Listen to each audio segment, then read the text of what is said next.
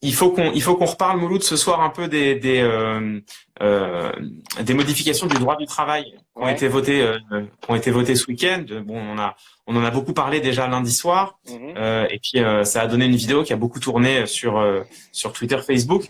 Pourquoi est-ce qu'il faut qu'on en reparle? Parce que figure-toi que les choses ont changé aujourd'hui, et donc c'est très important. Donc pour donner quelques précisions, c'est vraiment important, hein. La loi de ce week-end, en fait, elle prenait pas des dispositions. Elle autorisait le gouvernement à prendre des dispositions par ordonnance. Et les ordonnances, elles sont sorties aujourd'hui. Alors, on va y revenir si tu veux tout à l'heure. Il y a des choses inquiétantes dedans, en tout cas contestables, notamment, elle prévoit la possibilité dans certains secteurs, mais c'est assez élargi, que les employés puissent travailler jusque 60 heures par semaine.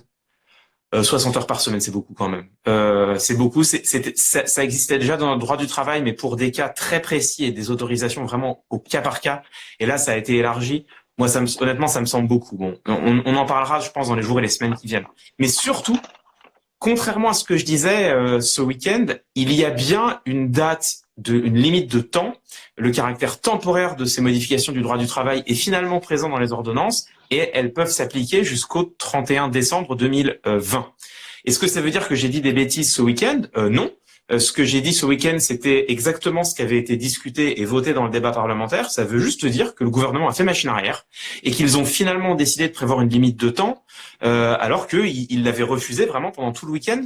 Qu'est-ce qu'on en pense? On en pense du bien. Parce que le caractère temporaire, c'est ce que je disais lundi, c'était absolument crucial pour qu'il y ait encore une confiance vis-à-vis du gouvernement, et donc ils l'ont voté. Donc ça, c'est vraiment une bonne chose. C'est une garantie dont on avait absolument besoin. On n'en pense pas que du bien.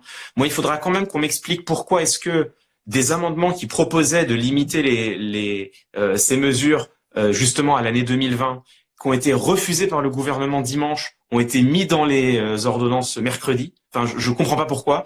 Si c'était pour le mettre dans les ordonnances, pourquoi ne pas l'avoir voté pendant le débat parlementaire? Il faudra être très vigilant dans les semaines qui viennent parce qu'il faut bien se souvenir que ce qu'une ordonnance fait, tant qu'elle n'a pas été ratifiée par le Parlement, une ordonnance peut le défaire.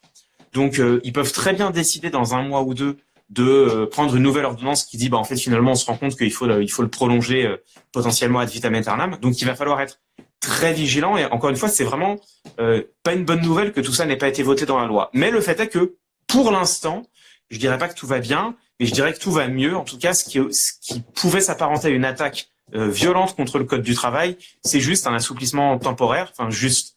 Et c'est là où je mets mon juste entre guillemets, parce que, encore une fois, 60 heures par semaine, 60 heures par semaine, c'est quand même beaucoup. Est-ce qu'il fallait aller jusque-là avec aussi peu de contrôle?